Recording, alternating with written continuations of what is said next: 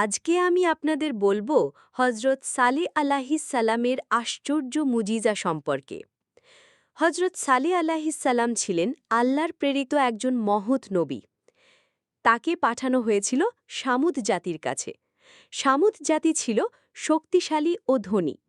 তারা পাহাড় কেটে ঘর বানাত, দুর্গ বানাত আর নিজেদের শক্তিতে গর্ব করত। কিন্তু তারা আল্লাহকে ভুলে গিয়েছিল। আল্লাহ তাদের হিদায়েতের জন্য সালেহ আলাইহিস সালামকে পাঠালেন। তিনি তাদের বললেন, তোমরা শুধু আল্লাহর ইবাদত করো, তিনি ছাড়া আর কোনো উপাস্য নেই। কিন্তু তারা বিশ্বাস করতে চাইল না। তারা মুজিজা দাবি করল। তারা বলল, যদি তুমি সত্যিই নবী হও তবে পাহাড় থেকে জীবন্ত উট বের করো। আল্লাহ তার কুদরতের নিদর্শন দেখালেন। পাহাড় ফেটে গেল। সেখান থেকে বের হলো এক বিশাল আশ্চর্যজনক উট। এই উটকে বলা হয়েছিল নাকাতুল্লাহ, অর্থাৎ আল্লাহর উট। সালেহ আলাইহিস সালাম বললেন, এটি আল্লাহর পক্ষ থেকে নিদর্শন।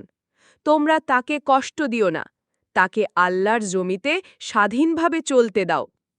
শুরুতে তারা ভয় পেল, কিন্তু ধীরে ধীরে তারা উটের প্রতি ঈর্ষান্বিত হতে লাগল।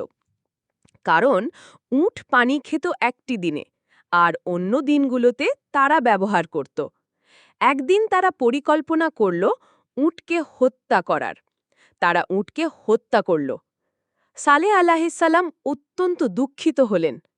তিনি বললেন, তোমরা 3 দিন ভোগ করো, তারপর আল্লাহর শাস্তি আসবে। প্রথম দিনে তাদের মুখ লাল হয়ে গেল, দ্বিতীয় দিনে হলুদ হয়ে গেল, তৃতীয় দিনে তাদের মুখ কালো হয়ে গেল, চতুর্থ দিনে আসমান থেকে ভয়ঙ্কর আওয়াজ এলো, ভয়ঙ্কর ভূমিকম্প হল। সামুদ জাতি মুহূর্তেই ধ্বংস হয়ে গেল। শুধু সালেহ আলাইহিস সালাম এবং কয়েকজন ঈমানদার নিরাপদে রইলেন। হজরত সালেহ আলাইহিস সালামের মুজিজা আমাদের শেখায়, আল্লাহর নিদর্শনকে অস্বীকার করলে ধ্বংস অবশ্যম্ভাবী। আল্লাহর আদেশ মানলে মুক্তি, কিন্তু অবাধ্য হলে আসে কঠিন শাস্তি।